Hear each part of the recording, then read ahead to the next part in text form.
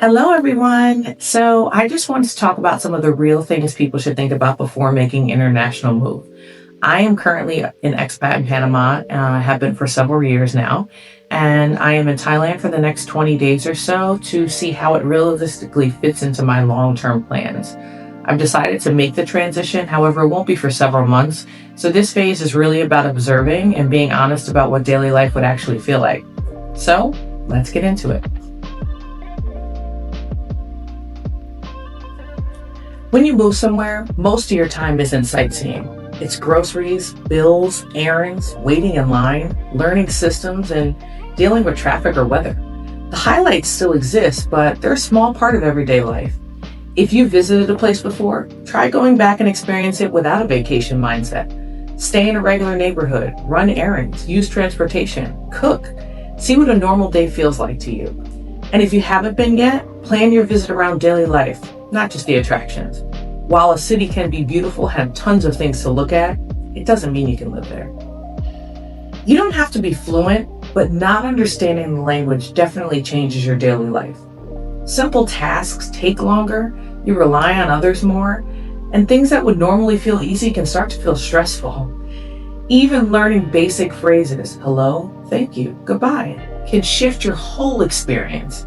It builds confidence, helps you feel more capable, and opens the door to better interactions. Remember, language just isn't communication, it's access.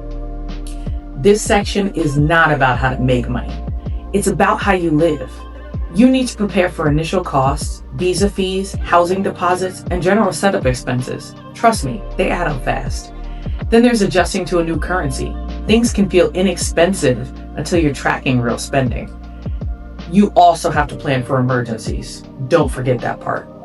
And what feels affordable to someone else may not be right for you, and that's okay. That's why test running a city before moving is so important. It's not just about festivals or traditions. It's communication styles, how people handle time, customer service, social norms, and even how problems get solved. These differences become part of everyday life. Curiosity makes the adjustment easier. Constant comparison can make it frustrating. You're stepping into a system that already exists, not recreating your own. It's always okay to seek out community that feels familiar. Fellow expats, religious groups, or spaces where you feel understood. For me, the Black community in different places I've lived has made a huge difference. There's nothing wrong with finding comfort while still being able to be open and adapting and immersing yourself in the new culture. People often ask me, don't you miss your family? And of course I do. Living abroad can be exciting, but distance does feel different when real life happens. Birthdays, holidays, emergencies, you won't always be able to show up the way you used to. Flights, time zones, and costs make things more complicated than people expect.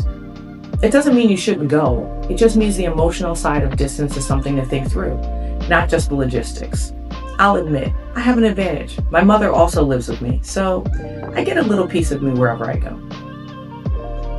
This is the most important thing you should think about before planning a move abroad.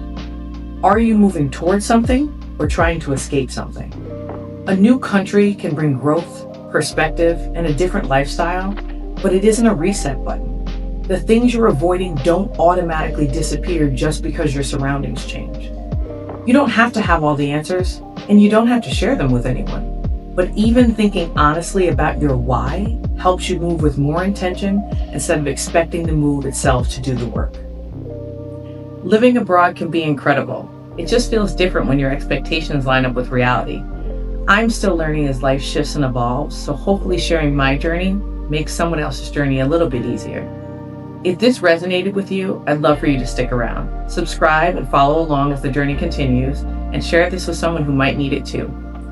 Thanks for joining me, and remember, walk the path that grows you, even when it asks you to be brave.